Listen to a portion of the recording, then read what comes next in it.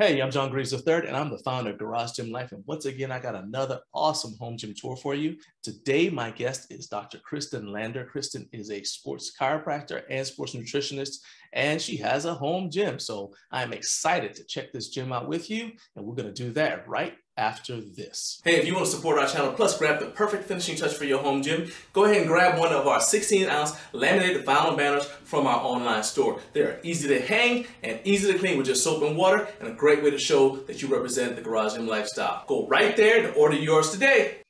Okay, Kristin, thank you so much for having us over. It's a pleasure to be here. Yeah, thank you for setting this up. I'm glad you're here. Oh yeah, I'm excited. Let's just jump right into it. I want to see this gym. All right. So this that's nice. My shed gym. So I'll give you a little, it's tiny. It's very bare bones. I'll give you. But you know what? It looks bigger than it probably is. And I'm assuming it's partly because of the colors of the wall. The white wall and very tall ceilings. Oh, yes. Nice. So what's the square footage? Cool. Gosh, I think that is it like a 10 by 10? I think the footprint of this is like 10 by 16. Oh, okay. Yeah, that's a pretty good size. Okay. Yeah, it's really open and airy. So I've got my barbells. These are not the only barbells I own. They're just the ones that I keep out here. I've got some that I keep inside. Mainly my Olympic lifting bars are kept inside. Gotcha. So they don't rust. So those bearings don't rust. And that's for the spin, right? Yeah, exactly. For the spin. Okay. Yeah. So I've got, remember this, this gym came to fruition during COVID. But you already had the equipment though. I remember you telling me that you already had the equipment. So where'd you store it before that? So in my basement, which was not enough room to lift in. All right. So I stored it in the basement. So I used to be an Olympic weightlifter. So my plates are kilo plates. And then the pandemic hit and I couldn't get pound plates or metal plates or anything. So I have kilo bumper plates. And so I'll show you these. Yeah, let's check this out. Because I see you have some Pendlays, right? Yeah, I've got some Pendlay bumper plates. That is top of the line right there. Look at you fancy. Yeah. And so then I've got kilo change plates in two colors. So I have two full sets, and that is so that I can use my dumbbell handles. Yes. Let me ask you a question before we go in, because a lot of people watching this may not be very familiar with Olympic lifting. So let's look at the Pendlays. With the plates you have that are different colors, are they all Pendlays or do you have different brands? These ones are Lynx. I got these are Lynx out of Atlanta. So my colored kilo plates, I've got two sets of those. Those are Lynx. And then my black ones are all Pendlay. Pendlays are top of the line. And because you've had them for a long time, I don't know how difficult they are to order. Like, is there a waiting period normally? Because we're back to almost pre-pandemic normalcy. So is there typically a waiting period? Like if somebody's trying to buy some Pendlays, how long do you think they'll have to wait to get them? So I don't think they make them anymore. I got a long time then. Okay. Yeah. You have to wait a long time. Glenn Pendlay, what are you doing? I got them. I got these on wholesale when Muscle Driver USA went out of business. Oh, nice. Oh, okay.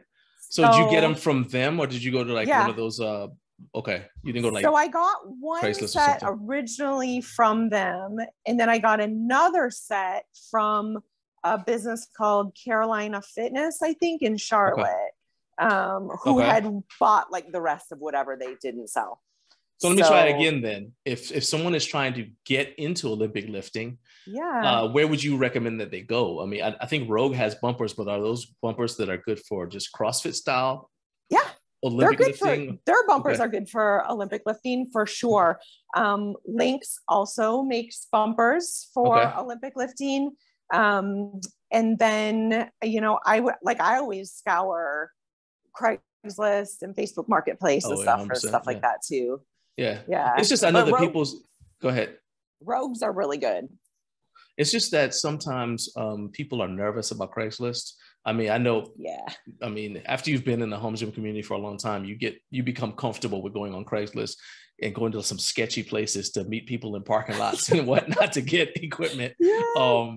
But Yes. yeah, it's like, so what are some things people should be looking at if they're getting like an Olympic barbell? Since the barbells aren't here, just if you could just tell us, like, what are some things you want to look for if you're buying a used Olympic barbell? So if you're buying a used Olympic barbell, you want to make sure that it's not, that it spins. So I have actually a rusted one. I'll show you. This is what you don't want. So Okay. this is like my first beater bar. This is like 15 years old. Okay. It's a Rogue hybrid bar. Okay. And because I've left it out not in the elements, but it's humid in South Carolina. It literally has no spin. So like this bar has spin. There's no spin. Like it doesn't spin. So okay. And so for people who don't understand what you mean by spin, you mean like is the sleeves are spinning? Yes, the sleeves are spinning. And so especially in Olympic lifting, you want there to be a lot of spin on the bar. So you want that to rotate really quickly. So you want it to spin freely and you want it to spin quickly. So that bar would not be good. And like even the one, I'll show you this. So this is just my power bar, my Texas power bar. Like it has spin technically, but this still would not be good enough spin for Olympic lifting. Gotcha. So I should have brought my Olympic lifting bar. I didn't know you'd be interested in that. I should have brought it in here for you to see. Well, here's the thing the thing about this channel is that we are not focused on, this is not a knock on anyone else, but a lot of the other home gym channels are focused on a particular style of training because they're focused on the style of training of the person who owns the channel. So if the person who owns the channel is a CrossFitter, they're going to focus on CrossFit stuff. If the person is into like powerlifting or power building or whatever, it's going to focus on that. I am more concerned with helping people who are watching, no matter what they choose to train in. And I know that also sometimes people's choice of disciplines changes over time. So we may have some people who are into powerlifting who may want to try Olympic lifting, and I want to make, and this is a great opportunity because I want to make it accessible to them, because if you're into powerlifting, you have no idea what to look for when it comes to Olympic lifting stuff. So that was actually, that was some pure gold information. Everybody watching this, to make sure you rewind and go watch it again. Okay. Good. Yeah. And then you really want bumper plates if you're going to do Olympic lifting, not metal plates. Gotcha. So, and then in bonus, you can use the kilo bumper plates for powerlifting. Right. They make deadlift a little harder, but that's okay. I'll work harder. But to be honest with you, I don't personally like bumper plates for deadlifting. If depending on if you do dead stop, because they're going to bounce, unless you have like the no bounce, they're going to bounce a little bit, and so your setup point is going to be a little different every time. And if you're not thinking about what you're doing, you can actually injure yourself. I strained my back using some bumper plates at one time. I was deadlifting. And my coach at the time was like, well, the reason why is he says, he saw the video. He said, well, look where the bar is hitting. Each time is a different spot. He said, you're not taking time and putting it back in the same spot. And that's probably how you hurt yourself. I said, file that away. Never do that again. So, okay. So it's possible to do it, but Yeah. So luckily these Pendlay plates are really low bounce. Nice. I have had a set of other plates that were just like no name brand that were extremely bouncy, and I would not deadlift with those. I don't prefer deadlift with these. I actually am hunt for some metal plates for deadlift. But as you know, that has been very difficult to find for a while. So just now, I just reached out to someone on Marketplace actually to see if I could get some. Fingers crossed. So I know. All right. So let's show me what else you have. Okay, so in this corner, I have my attachments. So I've got the squat attachment, the squat rack attachment for dips. Okay. So I don't know if you've seen that before, but so that just attaches right into my squat rack. So which brand of squat rack do you have? I have a Titan. Okay, so that's a Titan dip station also, or did you get, so basically so you have Titan Everything. Titan. Yep. Okay. Mostly all Titan. Some of it I was able to get during COVID. I was able to get the squat rack Okay. and the drop in. I have a drop in bench. Okay. So that was really important to me. To have a drop-in bench. So like I knew I didn't have the space for a dedicated bench, right? Right. So I knew I was going to have to use the squat rack, and I used so much leg drive in my bench. I didn't want to worry about scooting the bench. So Gotcha. I got the Titan drop-in bench. Yeah, let's check it out. So this is attaches to the power rack, right? It does. It attaches to the power rack, and it's got some pins, so it's pretty hefty. Okay. So there's like no way this thing is going to move. Gotcha. And then it's all competition height, Nice. just has this single post in the front, so you don't have to worry about hitting your legs on it or getting tangled up in it. So Nice. Okay. I like to try to mimic competition setting as much as possible, especially with bench. Right. Especially for me coming from Olympic weightlifting, I didn't bench a lot in my life. So that was I could squat and I could deadlift under like shaky conditions, but bench, I wanted to make sure that I was doing everything possible to set myself up for success in competition. Okay. So now you've got a pulley system as well. So let's go ahead and let's check that out. The high pulleys attached into the rack here. And then it comes down to a low pulley. So as long as I pull out my bench and I pull out the safeties, then I can attach this pin, your loading pin, the loading pin with any amount of weight I want. Yeah. Okay. And so I've got several different cables here to set up multiple different styles. And so that is how I do almost all of my accessory work. I like that, because I was going to say, because a lot of times when people get a pulley, they only get the high pulley, so then they can't do like low cable rolls or things like that. Yeah. You're able to do that. You can do curls if you want to. Are you able to do like cable crossovers and bodybuilding style movements as well? No. Okay. I only have one side, so I would have to get another one and attach it to the wall or something. So gotcha. Okay.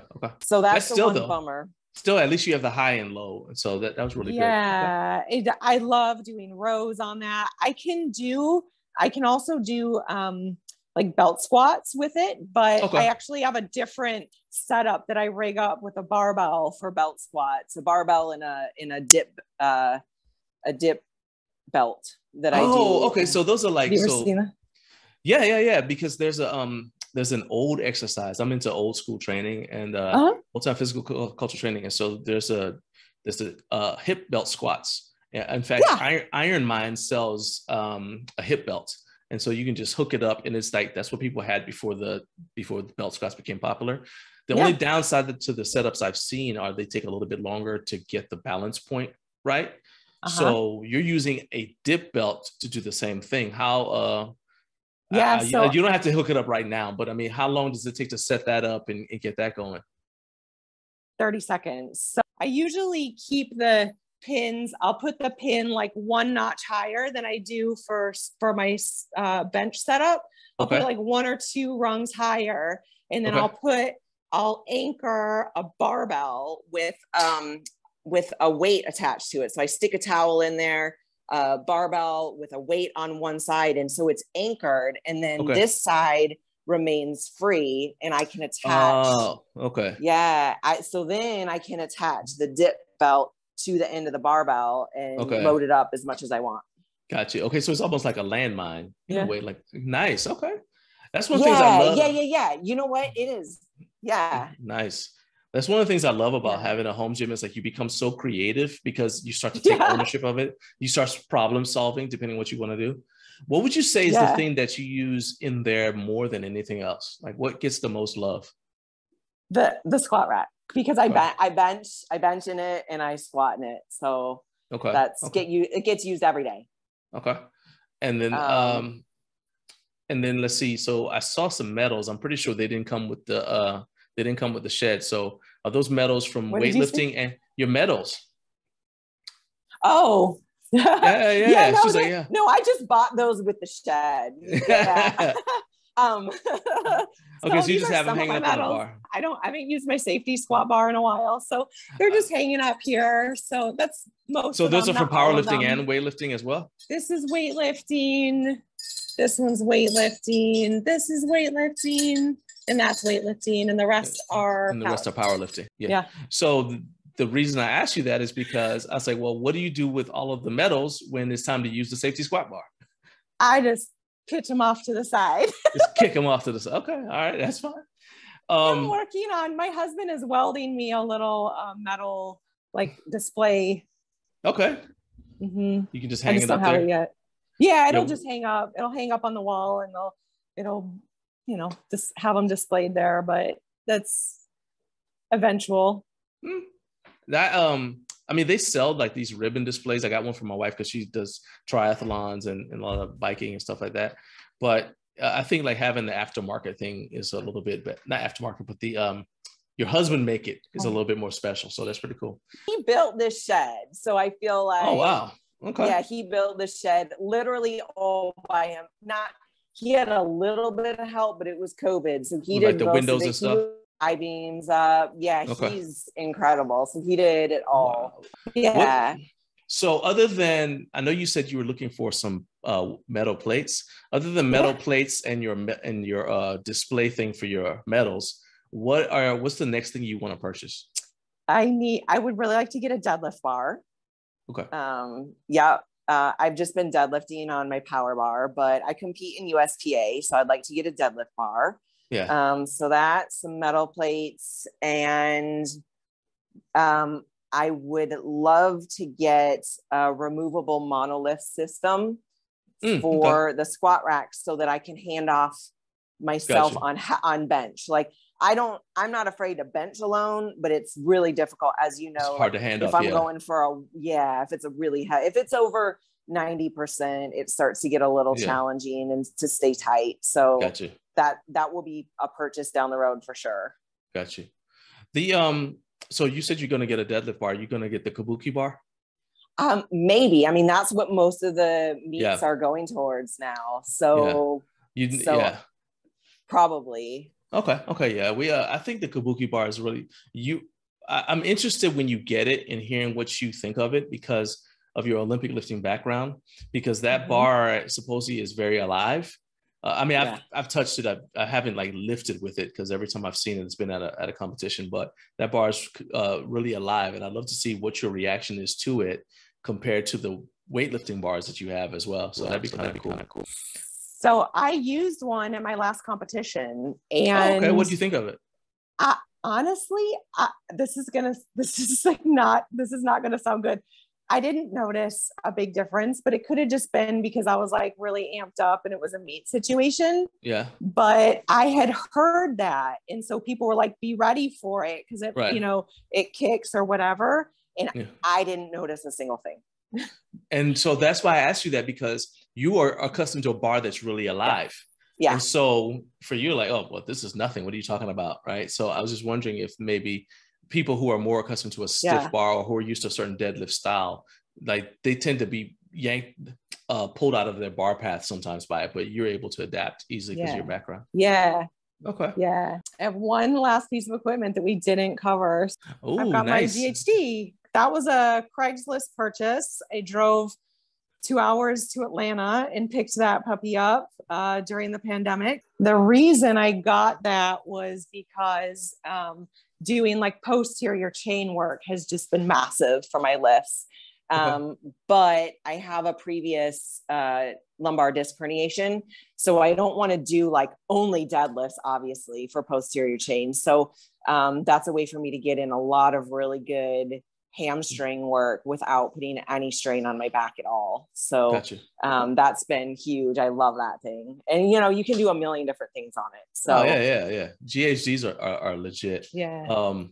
I think it's interesting that you needed to do more posterior chain work, though, coming from the Olympic lifting background, because I'm just saying, okay, well, that's going to be one of your very strong areas because you guys do like the snatch grip deadlifts, you do all these different things. But so is it more like your lower back or your upper back that you needed the GHD for? Low back and Okay. hamstrings. Gotcha. Okay, that makes sense. Hamstrings. That makes sense. Yeah, because it's just Olympic weightlifting is like so quad mid back dominant. and upper, mid back, upper back for your Yeah. pulls and stuff. Okay. Yeah. Okay. So it was low back and hamstrings that were a little bit of a weakness, and they weren't weak, but they really needed work. And once we started adding those in, my deadlift just started improving more and more, and I just felt better. So Gotcha. Okay. That was a big one for me.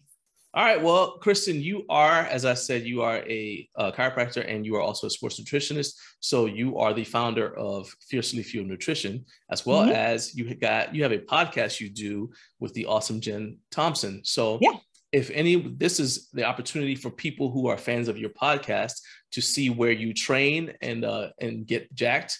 But if someone who's watching this is not familiar with your podcast and wants to check it out, which they should, how can they follow your personal journey, and how can they check out your podcast or even check out what your nutrition company offers?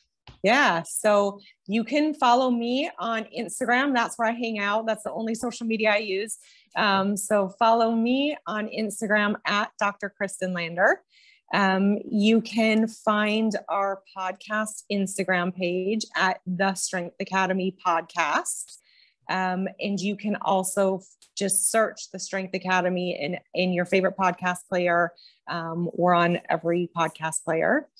And then if you want to find out what performance nutrition is all about for lifters, you can head to at Fiercely Fueled Nutrition on Instagram or our website, fiercelyfueled.com.